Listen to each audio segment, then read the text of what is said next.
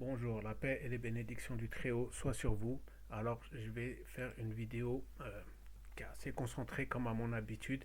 Et là, c'est encore plus concentré puisqu'il y a beaucoup de chaînes qui ont été censurées.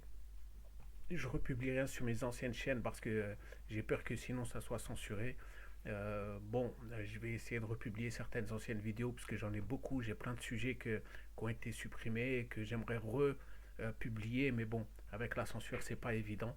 Mais c'est pas grave, on va continuer, on va avancer. Donc cette grande dame, Madame Marion Sigaud, que j'ai souvent conseillé, notamment sa vidéo La Reine, l'OMS et les enfants, que absolument tout le monde doit voir. Quand les Khazars, les Gog et Magog sont arrivés en Angleterre, ils ont fait, ils ont fait monter une inflation terrible et prenaient les enfants des pauvres pour abuser d'eux, leur faire du MK Ultra. Et une fois traumatisés, ils les envoyaient en Amérique du Nord et en Afrique du Sud pour coloniser là-bas les terres. Donc c'était de la chair à canon. Alors que quelqu'un de sain d'esprit qui n'est pas torturé, tu lui dis tu vas aller de l'autre côté de la planète, il va te dire jamais de la vie. Ici c'est la terre de mes ancêtres, de mes aïeux, je reste sur place. Enfin bref, une vidéo magnifique. Elle a fait beaucoup de vidéos qui sont magnifiques. Par contre, là, elle connaît très très bien sur la France, l'Angleterre aussi, elle connaît très bien. Par contre, je ne l'ai pas entendu parler sur le monde musulman. Et là, elle parle en s'aventurant, sous-entendant qu'il y avait du trafic d'êtres humains, la propagande d'extrême droite, la propagande coloniale aussi, hein, qui ont manipulé l'histoire. Alors, écoutez bien, elle va dire que soi-disant, il y avait du trafic, enfin, il y avait du trafic d'enfants en France. Ils ont fait la même chose qu'en Angleterre. Au XVIe siècle, ils ont essayé de le faire aussi. Enfin, ils l'ont fait en France jusqu'à 1789. Il y a une autre vidéo qui dit qu'ils faisaient des pantalons de jambes humaines, des choses terribles pour faire un MK Ultra. C'est très difficile et long de civiliser un peuple comme la civilisation arabo-berbère a civilisé l'Europe avec des universités, etc. Hein, parce qu'on rappelle que tous les bateaux qui rentraient en Méditerranée payaient un impôt à l'Algérie, mais l'Algérie redistribuait ses richesses de la plus belle des manières, avec un siècle d'avance en sciences dans tous les domaines, astronomie, médecine, tout, mathématiques, tous les domaines. Et d'ailleurs aussi, cet impôt aussi servait quand la France combattait pour les lois divines. Hein, personne n'est parfait, hein, il n'y a que Dieu qui est parfait, mais en faisant son maximum en tant qu'être humain. Euh, Quand la France combattait pour ne pas être asservie par un système usurier, hein, Napoléon, c'était trop tard. C'est quand ils ont tué la tête du roi de France en 1789. À partir de là, Napoléon, il était déjà soumis aux banques. Vous pouvez chercher. C'était un antéchrist, si on veut. Pourquoi? Parce qu'il était déjà soumis à un système usurier. Donc, il a trahi les lois divines. Pour préserver son trône, il a préféré faire de cette manière-là, en trahissant les lois divines. Contrairement au roi de France, qui a préféré mourir debout en homme libre que de trahir les lois divines. Et le peuple de France aussi qui s'est vaillamment battu. On l'oublie souvent de le dire. Mais là, elle fait une grosse confusion. Elle parle du trafic d'enfants. Hein. C'est terrible toute cette vidéo, mais ça nous enseigne comment la corruption s'installe dans les pays. Hein. Quand on regarde le Marrakech aujourd'hui, la pédocriminalité qui va à tout va, c'est justement un système de domination sur le peuple. C'est comme ça qu'on retrouve la plupart des terroristes en Europe. C'est des Marocains, des Marrakéchiens, dans Daesh, etc. Donc c'est parce que c'est des gens qui ont été abusés quand ils étaient dans leur enfance, hein, pour la plupart. Donc, ou alors ils ont grandi dans un milieu tellement terrible avec tous ces choses horribles, terrifiées, qu'ils ont un MK Ultra quoi qu'il arrive. D'ailleurs, même des psychologues disaient que quand on apprend les LGBTismes à l'école, dès la tendre enfance, ça crée un traumatisme mental. D'accord. Nous aussi, on a reçu un traumatisme mental quand on nous a dit que notre ancêtre était un singe, hein, le darwinisme, pour ceux qui ont grandi en France comme moi. Euh, mais là, c'est encore un autre traumatisme. C'est encore autre chose. Et je vais laisser un extrait rapidement. Et toute l'affaire de la Marche Rouge, ça a été. Il y a eu pendant longtemps une espèce de version officielle. Alors c'est la version qui a circulé d'une façon générale, c'est que la police, pour se faire de l'argent auprès des parents, raflait des enfants. Bon, c'était des exactions de policiers mal embouchés. Pas du tout, pas du tout, pas du tout. Les policiers, quand il y a eu un procès en mois de juin-juillet 1750, il y a eu un procès pour apaiser la chose. Les enleveurs d'enfants ont montré au tribunal les ordres signés du lieutenant général de police leur demandant de rafler des enfants. Hein? Hein? Donc, qu'est-ce qu'on voulait faire de ces enfants? Je n'ai pas véritablement percé le mystère de ce qu'on voulait faire de ces enfants, mais j'ai compris que, parce que quand on fait une recherche comme ça sur ce qui se passe à Paris, on se rend compte que les enfants qu'on enlève à Paris, ils ne restent pas à Paris. Il y a un mémorialiste de Paris qui raconte dans son journal de cette époque-là qu'il a reçu une lettre d'un ami de Marseille qui lui dit « Est-ce que vous savez ce qu'on va faire de tous ces enfants qui arrivent de Paris ?» Et Marseille, c'est quoi? C'est la porte ouverte vers le Levant. Le Levant, c'est quoi? C'est pas les trafics d'esclaves, peut-être? Eh, il y avait pas des Ottomans qui achetaient des. C'est quoi là? Qu'est-ce qui faisait du trafic d'esclaves en Méditerranée? C'était pas les Ottomans, peut-être? C'est qui? Et c'est pas à Marseille, quand à Marseille ou Toulon qu'on peut les. Hein? C'est quoi cette histoire? Alors, Bon, vous voyez, complètement à l'ouest, Madame Marion Sigaud, et ça c'est une faute très très grave. Alors je tiens à rappeler hein, que voilà, pendant les archives, ce que disait une personne, comment peut-il être question de vassalité alors qu'Alger ne paye pas de tribut et ne reconnaît pas à l'Empire ottoman le droit de lui donner des ordres? Le seul lien établi relève de ceux de la religion. D'accord. Donc l'Algérie était indépendante de l'Empire ottoman. D'accord. Mais il y avait des liens d'alliance par rapport à la religion. D'accord.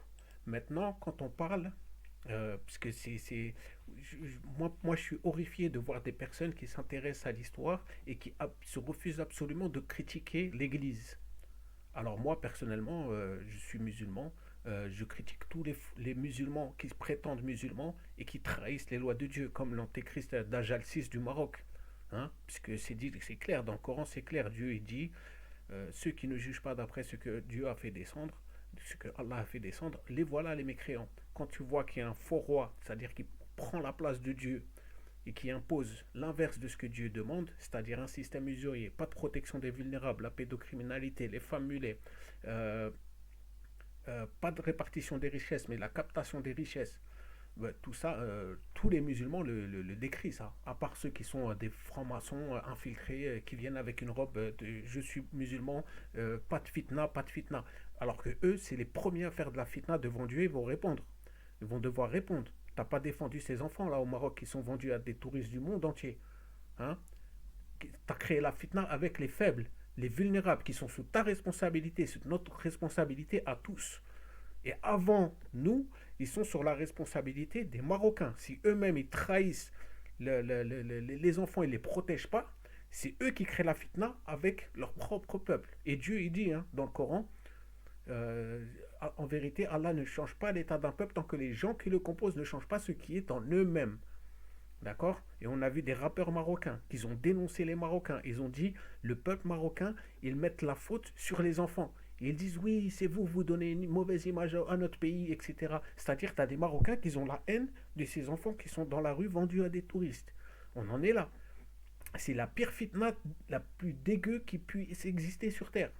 Et après, ces gens-là, ils vont te dire, oui, je suis musulman. Nous, on est les premiers, les musulmans sont les premiers à critiquer ces gens-là. D'accord. Maintenant, chez les chrétiens, je suis désolé, et c'est des gens qui ont une veste, une robe de musulman, d'accord. Ils viennent avec une belle robe, avec des fleurs dessus. Oui, je suis musulman. Détends-toi. Nous, on n'accepte pas ça. Bah, chez les chrétiens, c'est pareil. Chez les juifs, c'est pareil. On le voit aujourd'hui. Beaucoup de juifs, ils disent l'entité néo-nazi-sioniste, c'est la pire abomination sur cette terre.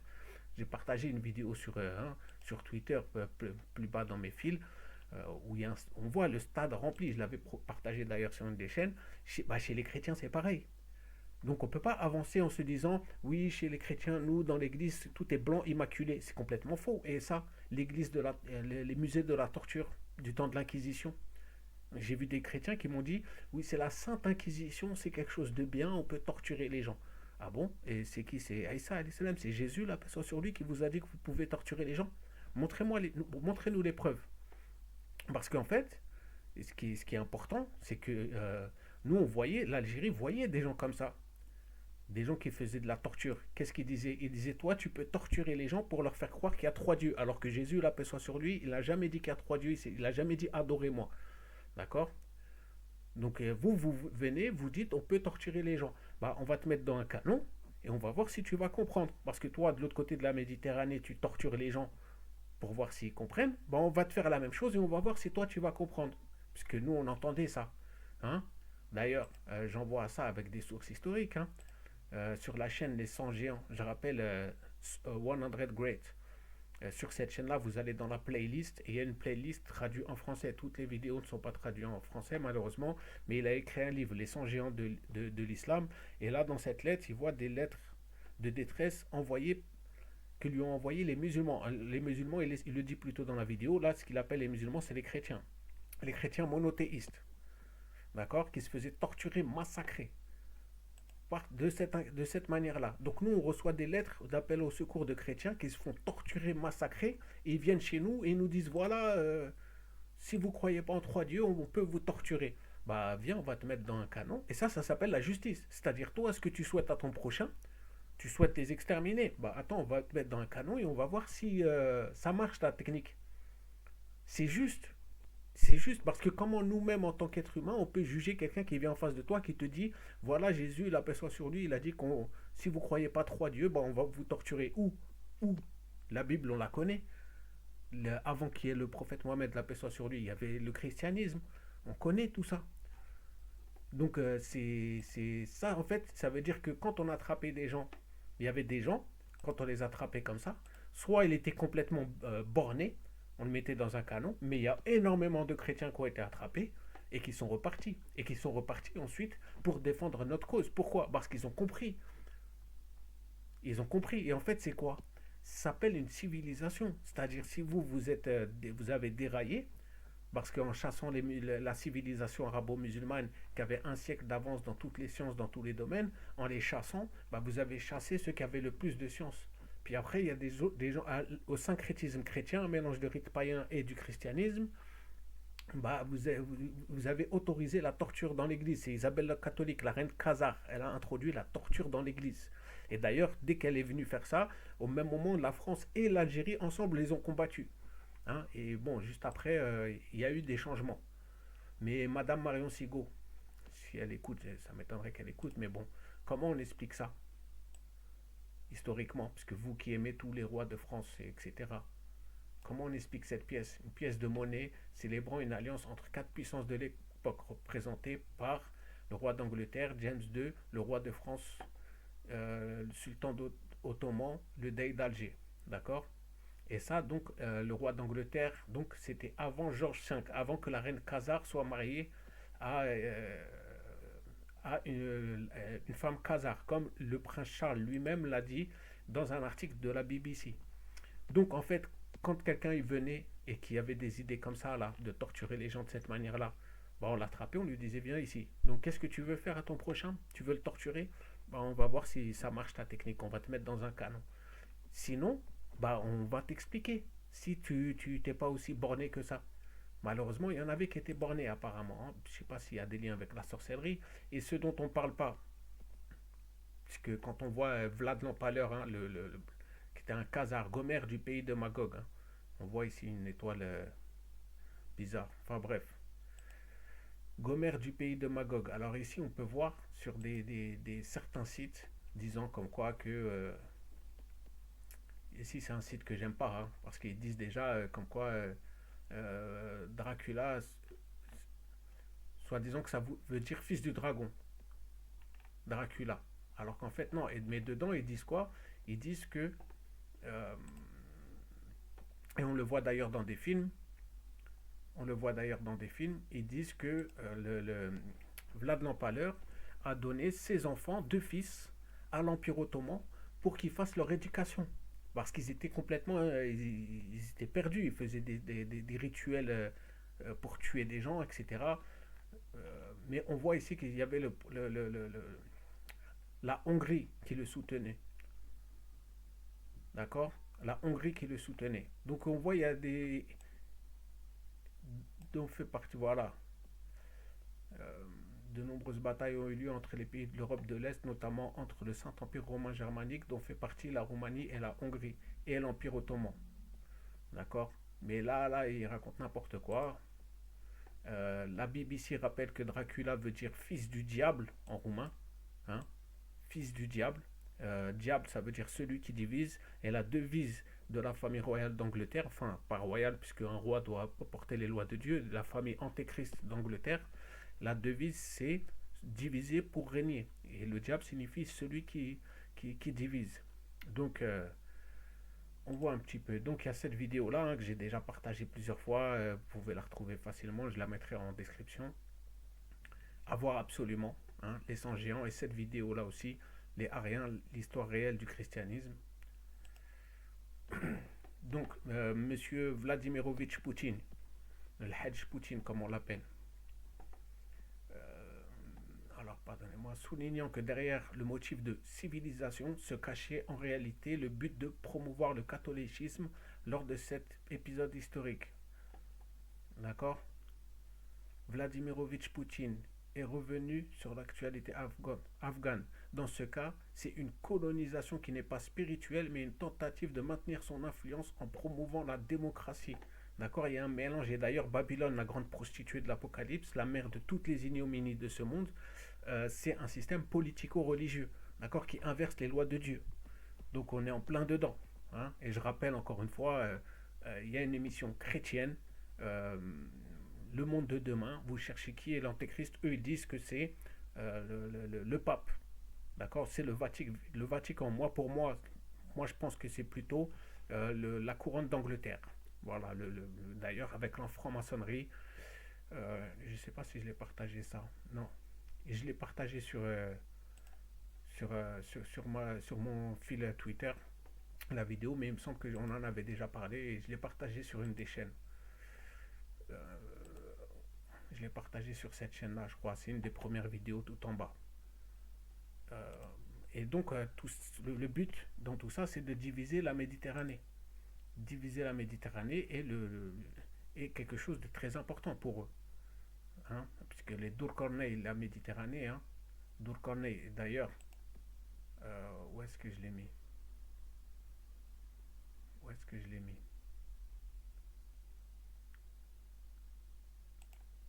Marianne. Alors, et d'ailleurs, dans les messages subliminaux, on peut voir Marianne avec. Alors, il y en a qui vont me dire, oui, je suis fou dans ce que je fais comme comparaison, mais on voit Marianne avec un sein nu, d'accord. Comme si que les deux côtés de la Méditerranée, il y en a un qui est coupé, vous voyez l'Algérie, alors qu'avant, c'était uni. On le rappelle encore une fois, hein, unis par rapport aux lois de Dieu, les unitariens. Ils en parlent dans la vidéo Song Great, ils en parlent très bien. Donc, oui, je l'avais partagé là, ok. Donc voilà, ces, ces enfants à Vlad l'Empaleur, il les a donnés pour que l'Empire ottoman fasse son éducation. Et d'ailleurs, quand ils ont été, les Khazars, quand ils ont été bloqués par le tsar de Russie et par l'Empire ottoman, ils ont été obligés d'embrasser une religion abrahamique. Donc pour qu'ils connaissent ces religions-là, bah bien, on va te faire ton éducation. Ce qui a été fait partout dans la Méditerranée, comme l'Algérie l'a fait une fois qu'ils se sont détachés de tout ça.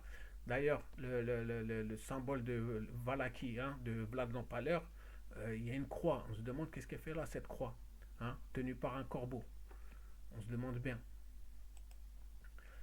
Maintenant aussi, par rapport aux esclaves, comme on dit les esclaves, alors que c'est une mauvaise compréhension entre trafic d'êtres humains et esclave, c'est pas la même chose parce que le mot esclave, encore une fois, en arabe, il est aujourd'hui encore, il est utilisé. Si tu travailles pour quelqu'un, si tu n'es pas à ton compte, tu es un esclave. Le mot arabe il vaut pour la même chose. Aujourd'hui, quand un enfant n'est pas éduqué, enfin, il n'a pas fait l'école, eh ben, il n'est pas libre parce qu'il lui manque du savoir. Mais quand tu as un certain savoir, là, ça te libère. On voit en Chine qu'il y a différents costumes. Et d'ailleurs, dans Rise of the Phoenix, hein, où est-ce qu'il est Rise of the Phoenix, que je conseille à tout le monde de regarder. Sur ce site, on peut le voir gratuitement. Il est plus sur Netflix. Dans Rise of the Phoenix, on peut voir que dans les écoles, les habits, ils changent. C'est-à-dire, quand tu viens de rentrer, tu as un habit le plus bas. Et plus tu montes dans tes études, et plus tu as un habit prestigieux. D'accord. On le voit en Chine. Alors, on le voit en Chine, on le voit aussi en Afrique. D'accord. Et oui, ça c'est pour Madame Margot-Sigo. Hein, voilà, en 1813, Étienne Jouy, le Dey d'Alger. Bientôt, grâce au Dey d'Alger, fleurira la France des guerriers algériens, fils de la victoire, plus braves que nos anciens, plus chers à la gloire, tous ces biens nous sont promis, ces choses assurées lorsque le Dey dans Paris fera son entrée. Voilà, on faisait des poèmes pour l'Algérie à cette époque-là, hein, qui libérait. Et d'ailleurs, comme le frère il parle dans ce reportage, les Algériens, depuis tout temps, quand ils étaient accueillis pour libérer les prêtres monothéistes en Europe, ils étaient accueillis comme des héros. Et les Français, ils chantaient des chants libérateurs. D'accord. Il y a toujours eu ce genre de poème pour l'Algérie. C'est historique. D'accord. Et quand on envoyait du blé alors qu'ils étaient attaqués, bah, c'est ça en fait qu'on essaie de nous cacher. Hein. La science, la plus grande science, quand on voit ici, ça c'est dans le palais des Dey, on voit cette croix-là, d'accord. Cette croix qu'on retrouve, alors ici, il nous montre les Songhai, d'accord. On peut voir sur l'habit la même chose, hein, les Songhai qu'on rappelle, encore une fois, Za, aussi appelé Dia ou Da, est le nom de la première dynastie des Songhai, résultat de métissage entre Songhai et Berbère. Za El Ayamen est un chef berbère, d'accord. On oublie souvent de le dire parce que Tombouctou a été fondé par les Touaregs berbères. Et qu'est-ce qu'on voit à Tombouctou? On voit aussi les habits, c'est-à-dire si tu viens de rentrer, tu as le plus bas niveau, tu as le plus bas habit, mais tu es quand même un esclave. Aujourd'hui en France aussi, à l'école, on appelle comment? Maître. Et qu'est-ce qu'ils t'apprennent aujourd'hui? Ils apprennent quoi aux enfants, les LGBT? Mais tu l'apprends quand même maître, c'est-à-dire tu es esclave de quelqu'un qui t'apprend des choses diaboliques. À l'époque, non, tu étais esclave, mais enfin, tu étais au service, hein, puisque tu es un élève de quelqu'un qui t'apprend de la vraie science, de la réalité, pas de l'illusion ou des choses diaboliques. Non, c'était des vraies choses. Mais si toi tu viens avec des envies de torturer les gens, bah ça va pas aller. Bah non, il te faut la justice. Ce que tu souhaites à ton prochain, ça te revient dessus. Toi tu souhaites torturer les gens, bah viens, on va te mettre dans un canon et puis tu vas voir ce que c'est. Voilà. Donc il y a un gros mélange que fait cette dame qui parle de trafic comme si que c'était chez nous que ça venait le trafic humain, alors que ça venait pour peupler les colonies françaises, hein, pour aller peupler à droite, à gauche, ils abusaient d'eux. Pareil que sa vidéo qu'elle a fait sur l'Angleterre, la reine OMS et la reine. Mais là, elle a essayé de se débarrasser de tout ça, disant voilà, c'est chez les Ottomans. Et je trouve ça vraiment malheureux parce que ça décrédibilise énormément son travail. Pourtant, dans tout ce qu'elle dit sur la France, tout est très sourcé, très détaillé. Mais là, par rapport à l'Empire ottoman, voilà un sous-entendu sans preuve, sans rien, dans le noir. Et je trouve ça vraiment malheureux. Et je vais m'arrêter là pour cette fois. Je vous dis, la paix et les bénédictions du Très-Haut soient sur vous. Portez-vous bien.